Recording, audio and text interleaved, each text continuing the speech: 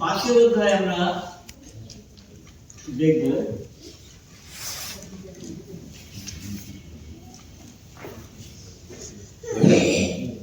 এক থেকে আমরা 8 পদ পর্যন্ত দেখব।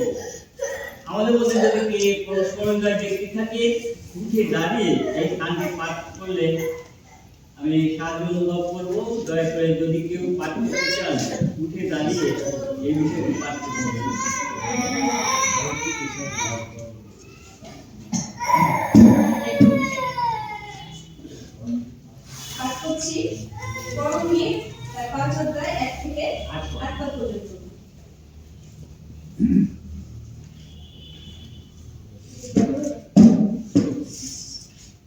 আমি নিদ্রিত ছিলাম, কিন্তু আমার হৃদয় জাগিয়া ছিল।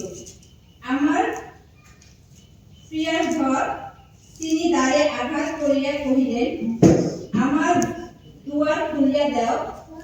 ওরে মম ভগিনী, মম প্রিয়, মম কথপি, মম শুদ্ধমতি, কারণ আমার মস্তক ভিজিয়া গিয়াছে শিহরে শিশির, আমার কেশ পাশ রাত্রিতে জলবিন্দুতে। আমি আমার অঙ্গরক্ষিণী খুলিয়াছি, কেমন করিয়া পরিধান করিব? আমি পা দুখানি ধুইয়াছি, কেমন করিয়া মলিন করিব? আমার প্রিয় দুয়ারে ছিদ্র দিয়া হস্ত বিস্তার করিলেন, তাহার জন্য আমার চিত্ত উচ্ছ্বাস হইল। আমি আমার প্রিয়ের জন্য দুয়ার খুলিতে উঠিলাম, তখন গন্ধরসে আমার আমার অঙ্গুলি তরল গন্ধরসে ভিজিল। অপরে হাতলের উপরে আমি আপন প্রিয়র জন্য দুয়ার খুলিয়া দিলাম, কিন্তু আমার প্রিয় ফিরিয়া গিয়েছিলেন, চলিয়া গিয়েছিলেন। তিনি কথা কহিলেন, আমার প্রাণ উড়িয়া গিয়েছিল। আমি তাহাকে অন্বেষণ করিলাম, কিন্তু পাইলাম না। আমি তাহাকে ডাকিলাম, তিনি আমাকে উত্তর দিলেন। নগরে ভ্রমণকারী প্রহরীরা আমাকে দেখিতে পাইল, তাহারা আমাকে প্রহর করিল, ক্ষতবিক্ষত করিল। প্রাচীরে প্রহরীবর্গ আমার বস্ত্র কাড়িয়া লইল। ওরে জেরুজালেমের কন্যাগণ, আমি তোমাদিগকে দীর্ঘ দিয়া বলিতেছি, তোমরা যদি আমার প্রিয়তমের দেখা পাও, তবে আমাকে বলিল যে আমি প্রেম প্রিয়তিয়া। এগুলো বহু বাণী। ধন্যবাদ পাঠের জন্য। দৃষ্টিতে ভ্রাতা ভগ্নীগণ, আজকে যে বিষয়টি নিয়ে আমি এখানে উপস্থাপন করব সেটি হচ্ছে এই যে পরম গীত, এটি একটি প্রেমের গীত। একটি কপট কপতি যেমন সুন্দর ভালোবাসা, আর যেমন স্বামী স্ত্রীর মধ্যে যে ভালোবাসা, ঈশ্বরের সঙ্গে যে মানুষের প্রেম প্রীতি সৌহার্দ্য ভালোবাসা, সেই ভালোবাসা বিষয় এই পরম গীত মাত্র 1 থেকে 8টি গীত সলোমন লিখেছিলেন প্রিয় ভাই বোনেরা। আর এটি লেখা হয়েছিল যীশু খ্রিস্টের জন্মের 935 খ্রিস্টপূর্বাব্দে। এই পরম গীত তিনি লিখেছিলেন সলোমন 935 খ্রিস্টপূর্বাব্দে, যিশুর জন্মের আগে তিনি এই পরম গীত লিখেছিলেন। এবং আমরা জানি যে সলোমন তিনি দাউদের পুত্র, অর্থাৎ দাউদের তার দ্বিতীয় পুত্র এই সলোমন। তিনি ক্লিওপেট্রার গর্ভের সন্তান। তার মা ছিলেন আরবীয় এবং তার বাবা ছিলেন সেই জেরুজালেমের, সেই জিহুদা প্রদেশের লোক। আর তাকে তিনি সেই আরবীয় কন্যাকে তিনি এনেছিলেন এবং তার গর্ভে দ্বিতীয় সন্তান এই সলোমন। আর সলোমনের জন্মের পরে তখন তার নাম সলোমন রাখা হয়েছিল, অর্থাৎ শান্তি। সলোমন শব্দের অর্থ শান্তি, অর্থাৎ পৃথিবীতে যেন শান্তি বর্ষিত হয়, ঈশ্বরের অনুগ্রহ এবং প্রেম যেন প্রতিফলিত হয়, সে বিধায় তার নাম সলোমন রাখা হয়েছিল। খ্রিস্টদের প্রিয় ভ্রাতা ভগ্নীগণ, সলোমন তিনি যখন আস্তে আস্তে বেড়ে উঠেছিল এবং তার জন্য একজন বিশেষ লোক তার গৃহ শিক্ষক হিসেবে নাথন ভাগবতীকে মনোনীত করা হয়েছিল। তিনি সলোমনকে ছোটবেলা থেকে প্রজ্ঞা এবং ঈশ্বরের ভালোবাসা, প্রেম এই বিষয়ে তিনি শিক্ষা দিতে এবং আস্তে আস্তে বেড়ে ওঠার সঙ্গে সঙ্গে নাথন ভাগবতী তাকে তিনিও একজন ভাগবতী ছিলেন আর তাকে পরিপক্কতার মধ্যে তিনি তাকে ঢুকিয়েছিলেন। আমরা জানি সলোমন বাইবেলে যত রাজা রয়েছে তার চেয়ে সবচেয়ে কনিষ্ঠ রাজা সলোমন। তার 20 বছর বয়সে তাকে অডিশন দেওয়া হয়েছিল, তাকে অভিষেক করা হয়েছিল রাজা হিসাবে। সবচেয়ে কনিষ্ঠ রাজা এই সলোমন ছিলেন। কিন্তু ঈশ্বর তাকে প্রেম করতেন, ঈশ্বর তাকে ভালোবাসতেন, ঈশ্বর তার বন্ধু হিসাবে তাকে সম্বোধন করতেন। খ্রিস্টতে প্রিয় ভ্রাতা ভগ্নীগণ, ভালোবাসায় সিক্ত হয়ে আস্তে আস্তে বেরোনোর সলোমন কোনো এক সময় তিনি রাজা রূপে 20 বছর বয়সে তিনি অভিষিক্ত হলেন। আমরা দেখেছি যে সলোমন যখন বেড়ে উঠেছিল তাকে যখন অভিষিক্ত করা হয় তখন তিনি বলেছিলেন, আমার বয়স কম, আমি কি করে রাজত্ব চালাবো, এবং তার মধ্যে সংশয় ছিল। কিন্তু ঈশ্বর তাকে নাথন ভাগবতীর মধ্য থেকে সেই পরিপক্কতা দিয়েছিলেন। তিনি সুন্দরভাবে তার রাজকার্য পরিচালনা তিনি করতেন। প্রিয় ভাই বোনেরা, এই সলোমনের অনেক স্ত্রী ছিল, তার স্ত্রী ছিল, উপপত্নী ছিল, এরকম ভাবে তার অনেক স্ত্রী তিনি লালন পালন করতেন। আমরা দেখেছি যে এই যে বিষয়টি বলেছে, লেখা বলছে আমি নিদ্রিতা ছিলাম। নিদ্রিতা অর্থাৎ কোন একজন মহিলার কথা বলা হয়েছে, স্ত্রীলিঙ্গে নিদ্র, নিদ্রা আর নিদ্রিতা, এটা স্ত্রীলিঙ্গের বিষয়। এবং আমার হৃদয় জাগিয়েছিল, আমি ঘুমিয়েছিলাম কিন্তু আমার হৃদয় জাগিয়েছিল। আমার প্রিয়ার স্বর তিনি তার আঘাত পেলেন, অর্থাৎ তার সেই স্ত্রী লোকে যে একজন প্রিয়তম তার ভালোবাসার লোক ছিলেন, তার স্বর তিনি শুনতে পেলেন এবং তার তিনি দ্বারে আঘাত করছে, তার দরজায় আঘাত করছে, তাকে আহ্বান করছে, ওহে আমার প্রিয়তমা, তুমি দয়া করে দ্বার খুলে দাও। প্রিয় ভাইরা, এই ঘটনাটি একটি অন্যরকম ঘটনা। অর্থাৎ সলোমন তার প্রেমের কথা বলেছে।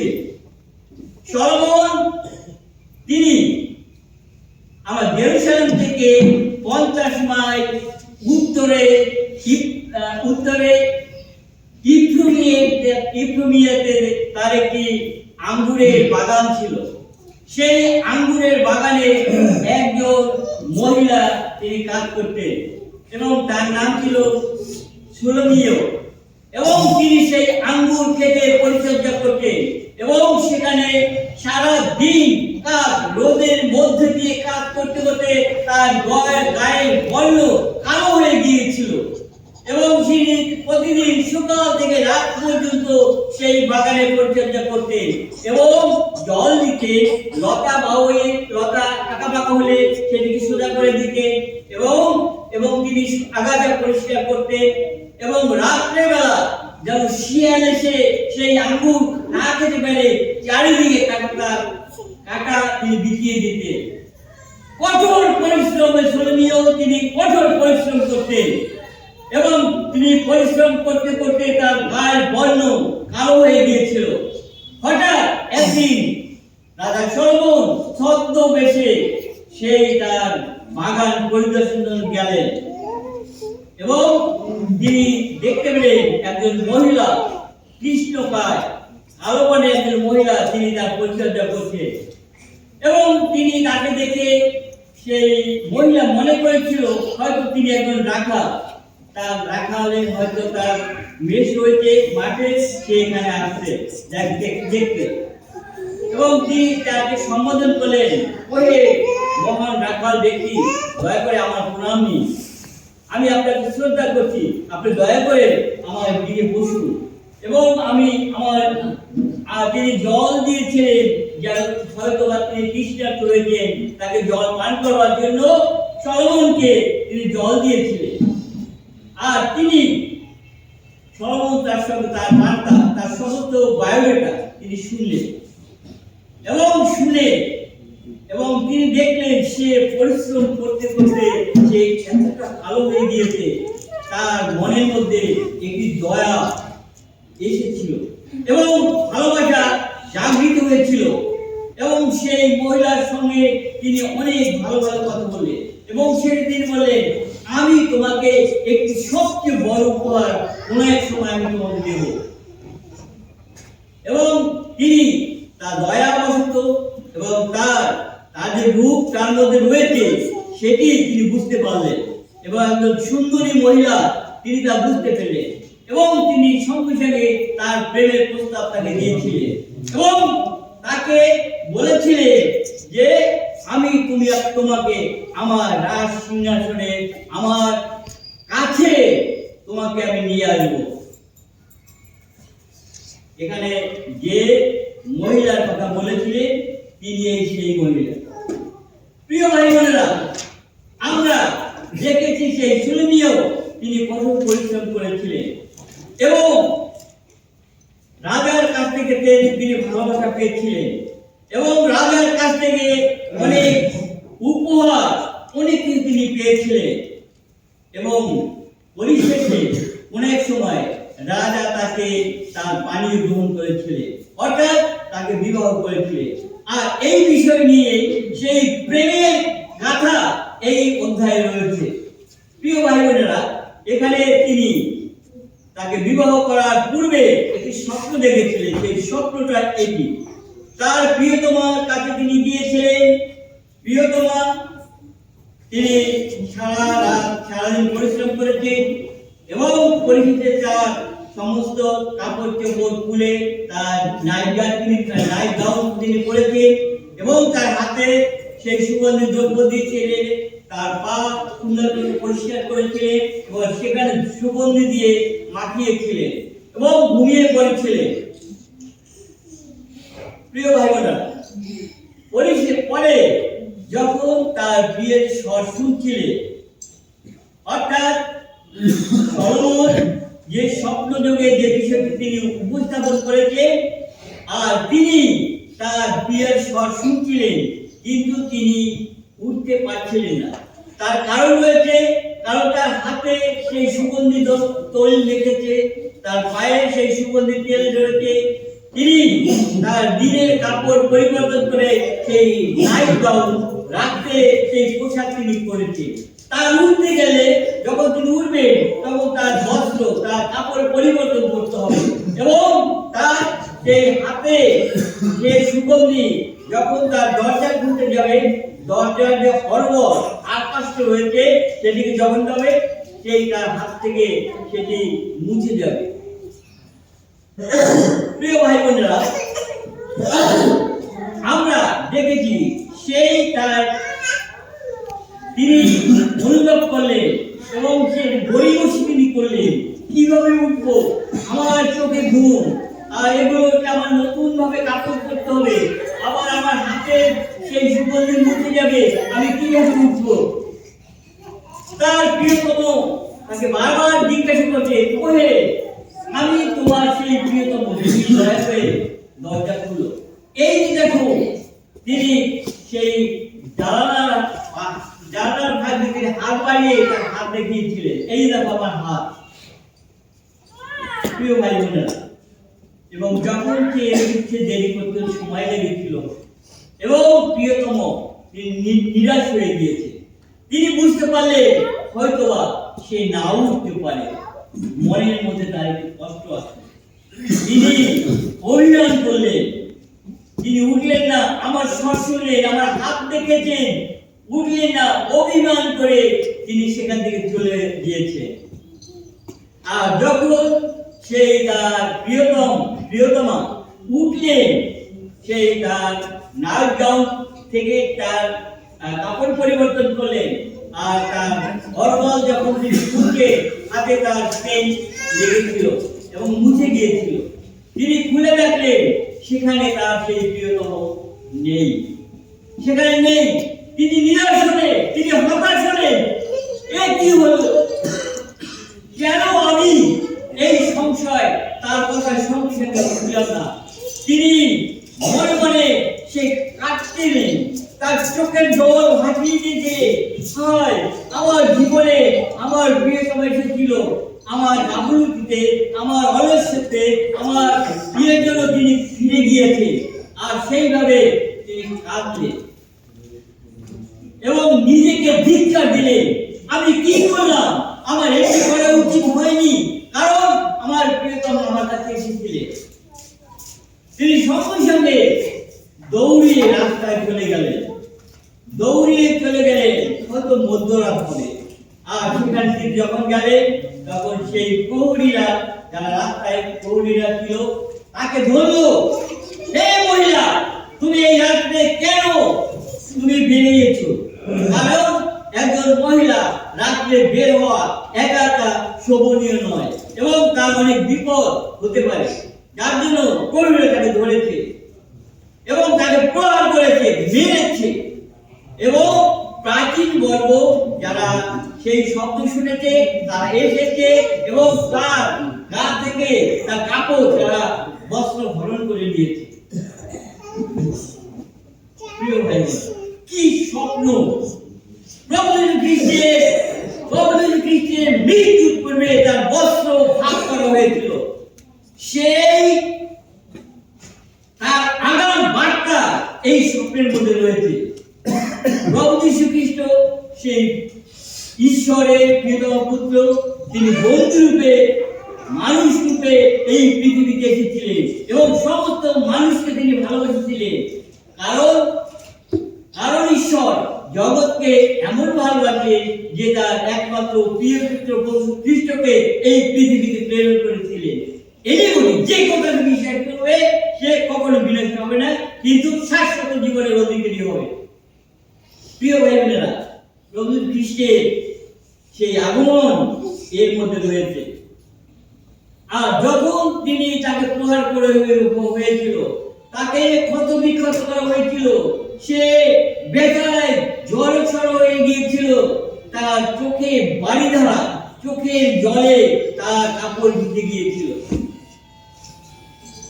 জীবনে তিনি ভুল করেছেন, তার আহ্বানকে সে সঙ্গে সঙ্গে সে স্বাগত জানাননি। প্রিয় ভাই বোনেরা, আর তিনি একটি আক্ষেপের কথা বলেছেন, যখন তিনি নিরুপায় প্রিয়তম তার কাছ থেকে চলে গিয়েছে, আর তখন তিনি সেই জেরুজালেমের সমস্ত লোকের কাছে একটি প্রার্থনা, একটা আবেদন চেয়েছে, ওই জেরুজালেমের কন্যাগণ, আমি তোমাদেরকে দিব্য দিয়ে বলছি যে আমার প্রিয়তমা সে চলে গিয়েছে, যদি তোমরা তার দেখা পাও তবে তাকে বলো যে এখনো আমি তাকে ভালোবাসি, এখনো আমি তাকে প্রেম করি, এখনো আমি তাকে ভালোবাসি, তাকে শ্রদ্ধা করি এবং তার প্রতি আমার আসক্ত রয়েছে। কিছুতে ভালো মনে হয়। আজকে প্রতিনিয়ত প্রভু যীশু খ্রিস্ট আমার আপনার হৃদয়ে আঘাত করছে, বলছে, ওরে প্রাচীন বর্গ, ওরে মান্ডামণ্ডলীর সদস্যা, ওরে প্রদীপ, তোমাদেরকে তোমার হৃদয়ে আমি ঢুকতে চাই, তোমার হৃদয়ে আমি স্থান দিতে চাই। আমার হৃদয়ে আঘাত করছে, কিন্তু আমরা আমার হৃদয় খুলে দিচ্ছি না। প্রভু যীশু দুঃখার্থ হয়ে আমার কাছ থেকে সরে যাচ্ছে, কিন্তু পরবর্তী সময় যখন আমাদের অনুষ্ঠান আছে তখন তার মতো আমরা আহ্বান জানাই, ওই ডিভিশনের কন্যাগণ, তোমাদেরকে দিব্য দিয়ে বলছি, তোমরা যদি আমার প্রিয়তম দেখা পাও তাকে বলো আমি এখনো প্রেম পীড়িতা, এখন আমি তাকে ভালোবাসি, এখনো আমি চিন্তা করি। প্রিয় খ্রিস্টদেব, আপনার আমার জীবনে প্রভু খ্রিস্ট আসতে চান। যদি কোনো ওয়াল থাকে, কোনো প্রাচীর থাকে, আমরা ভেঙে চুরমার করে প্রভু খ্রিস্টকে আমার হৃদয়ে আকর্ষিত হবে। কারণ এটি তার রক্ত দিত আমাকে আপনাকে প্রত্যেকে তিনি কিনেছে। এমন কেউ নেই যিনি বলতে পারবেন না যে প্রভু খ্রিস্ট আমাকে কিনে নাই। তার রক্ত দিয়ে, তার পবিত্র রক্ত দিয়া এই পৃথিবীতে পাপী মানুষের জন্য তিনি মুক্তি এবং বাইনা স্বরূপ প্রত্যেক মানুষকে তিনি ক্রয় করেছেন, কিনেছেন। আমাদের আর কোনো পথ নেই, আমাদের আর কোনো নেই যে আমি প্রভুর কাছ থেকে দূরে সরে যেতে পারি। কোন রকম কোনো সুযোগ সুবিধা নেই। আসুন আমরা আমাদের জীবনের অবহিত, আমাদের জীবনের পাপ, আমাদের জীবনের যে অমূল্য যে সময় প্রভুকে আমাকে দেওয়া দরকার সেটি আমি দিচ্ছি না। আমরা অনেকে গির্জায় আসছি না, আমরা আমাদের কাজকর্ম নিয়ে ব্যস্ত থাকি। হ্যাঁ, কাজকর্ম করবো। আপনারা সপ্তাহে 7 দিনে আপনি 6 দিন কাজ করতে পারেন, একদিন কিছু সময়ের জন্য আপনারা গির্জা আসতে পারেন এবং ঈশ্বরের বাক্য আপনার প্রয়োজন রয়েছে। আমরা আমাদের শরীর রক্ষার নিমিত্তে যে 3 বার 4 বার 5 বার খেয়ে থাকি, কেন খাই? যেন আমাদের শরীরের শক্তি থাকে, আমাদের প্রোটিন থাকে, আমাদের ভিটামিন থাকে, মিনারেল থাকে, সব যেন আমাদের শরীরে থাকে। যখন এগুলো থাকবে তখন আমি সবল থাকবো। ঈশ্বর আমাদেরকে একটি জীবন সত্তা দিয়েছে, যে সত্তাকে রক্ষার জন্য ঈশ্বরের বাক্য ছাড়া আর কোনো মেডিসিন এই পৃথিবীতে নেই। আর সেই বাক্য থেকে যদি আমি দূরে থাকি, আপনি আত্মাতে দিনমজুরি হয়ে পড়বেন, আত্মাতে আপনি রুগ্ন হবেন, আত্মাতে পীড়িত হবেন, আপনার আত্মা ঈশ্বরের কাছ থেকে দূরে সরে যাবে। এজন্য প্রতিনিয়ত আমি জানি, আমি যখন যেখানে ব্যাখ্যা করি আমি সঠিকভাবে চেষ্টা করি, তাই আমি অনেক অধ্যয়ন করি। বাইবেল যে অধ্যয়ন করি সেটি কোন পালক পারি কিনা আমার সন্দেহ রয়েছে।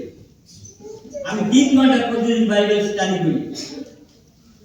প্রিয় ভাই বোনেরা, আমরা চাই যেন ঈশ্বরের বাক্যের কাছে আমরা আসি, এরকম যেন আমরা নিরাশ নৈরাশ্য যেন আমাদের না নেমে আসে। তাহলে আমাদের জীবন সেই দ্বিতীয় মৃত্যুর সম্মুখীন আমাদের হতে হবে। আমাদের দ্বিতীয় মৃত্যু, যে মৃত্যু অনন্তকালীন, যে মৃত্যু আমাদেরকে সাজা দেয়, যে মৃত্যু অগ্নিদগ্ধে আমাদের পুরে ছারখার করে, সেই আমরা জানি যে হিন্নন, সেই জেরুজালেমের কাছে যে হিন্নন একটি জায়গা রয়েছে, সেখানে সমস্ত পাপী মানুষরা সেখানে পলাতো এবং সেখানে বড় একটি গর্ত ছিল, বড় একটি পাহাড়ে গর্ত ছিল এবং সেই সমস্ত শহরের ময়লা সেখানে ফেলাতো, আর সেই ময়লা আগুন দেওয়া হতো, আর সেই হিন্দুদের ন্যায় সেই আগুন অনন্ত অনন্ত অনন্ত কাল পর্যন্ত সেখানে জ্বলছে। প্রভু খ্রিস্ট মথির লিখছে, হিন্দুদের ন্যায় এই পাপে জগতে আমরা পুরে ছাড়কার হচ্ছি। আমাদের জীবনকে আমাদের সুরক্ষা বলার মধ্যে রাখতে হবে, আমাদের হৃদয়কে রক্ষা করতে হবে, আমাদের যেন আমরা দ্বিতীয় মৃত্যু যেন আমাদের জীবনে না আসে, অনন্ত নরকে যেন আমাদের স্থান না হয়। আমাদের প্রথম মৃত্যু প্রত্যেকে অবধারিত এবং দ্বিতীয় মৃত্যু, এর মধ্যে যদি আমি দ্বিতীয় মৃত্যু হয় তাহলে হয় নরকে না হয় স্বর্গে। আমরা কোন দিকে যাব? আমার প্রভু খ্রিস্ট তিনি জীবিত, তিনি মৃত্যুর উপরে তিনি জয়লাভ করেছেন, তিনি মৃত্যুর ভেঙে চুরমার করে দিয়েছেন। প্রিয় ভাই বোনেরা, আমরা একজন এমন দেবতার পূজারী যিনি জীবিত, মৃত্যুর পরে তিনি জয়লাভ করেছেন। ধন্য আমাদের খ্রিস্টীয় জীবন, যে জীবন আমরা জীবন্ত ঈশ্বরের পূজারী। আমরা আমাদের প্রভু জীবন্ত, তিনি কখনো মরেননি, তিনি মৃত্যুবরণ করেছে, মৃত্যুকে ভেঙেছে, মৃত্যুর পরে তিনি বিজয়ী লাভ করেছে। পৃথিবীতে এমন কোন রতি সারথি মহারথী নেই, এমন কোন দেবদেবী নেই যারা মৃত্যুর উপরে জয়লাভ করতে পেরেছে, এরকম কোন প্রমাণ নেই। ভারতের একটি ঘটনা আমি জানি, যেটা আমি পেপারে পড়েছি। একজন শিখ ধর্মীয় একজন নেতা তিনি বলেছে যে আমি মৃত্যুবরণ করব এবং 8 দিনে আবার আমি জীবিত হব। এবং তিনি বীজের সহিতে বিষ খেয়েছে, বিষ খেয়ে মৃত্যুবরণ করেছে এবং তার হাজার হাজার দর্শক চারিদিকে অপেক্ষা করছে আর দিনে তিনি জীবিত হবেন। আর সবাই অপেক্ষা করছে একদিন, 2 দিন, 3 দিন, 4 দিন, 5 দিন, 6 দিন, 7 দিন, 8 দিন, সবাই এই তিনি উঠছে, এই তিনি উঠছে, এই তিনি উঠবেন। কিন্তু যখন 9 দিন হলো আর তিনি উঠলেন না, তখন তার গায়ে শরীরে পচন লেগেছিল এবং সরকার পুলিশ পাঠিয়ে সেখান থেকে তার ডেড বডি এনে তাকে সমাধি করা হয়েছিল। প্রিয় ভাই বোনেরা, তিনিও মৃত্যুর পরে জয়লাভ করতে পারেননি। তার বিশ্বাস ছিল মৃত্যুকে তিনি জয়লাভ করতে পারবেন, কিন্তু তিনি করতে পারেননি। প্রিয় ভাই বোনেরা, কিন্তু আমার প্রভু তিনি মৃত্যুকে জয়লাভ করেছিলেন। এবং প্রিয় ভাই বোনেরা, আপনারা এখন থেকে আমি অনুরোধ করি, আমি কিন্তু কোনো বালক নই, আমি স্বেচ্ছাসেবী। আমি ঈশ্বরের বাক্য প্রচার করবার জন্য আমি বিভিন্ন জায়গা থেকে আমার অফার আসছে। আমি অক্সফোর্ডে আগামী ফেব্রুয়ারিতে 3টা সেশন আমার রয়েছে এবং সেখানে প্রচার করবার জন্য আমাকে আহ্বান করেছে, চিঠি দিয়েছে। আমি সেখানে যাব ঈশ্বরের বাক্যের পরিচর্যা করবার জন্য। প্রিয় ভাই বোনেরা, আজকে আপনার আমার কাছে আমার জীবন খাদ্য, এই যে খাবার রয়েছে, এই খাবার যদি আপনি খান তাহলে আপনার আস্তে আপনি কখনো দিনহীন হবেন না, আস্তে আপনি মৃত্যু আপনার হবে না। আমরা আজ থেকে প্রতিজ্ঞা করি, আমাদের বিগত জীবনে যে কিছু আমরা করেছি, আমাদের একজন প্রাচীন তিনি প্রার্থনা চেয়েছে মন্দির গণ্ডগোল অর্থাৎ যে আমাদের এখানে আমতলা বড় সভা হবে, সেবক সমিতি সভা হবে, আর সেখানে বিভিন্ন সমস্যা, এগুলো কিছুই নেই। এগুলো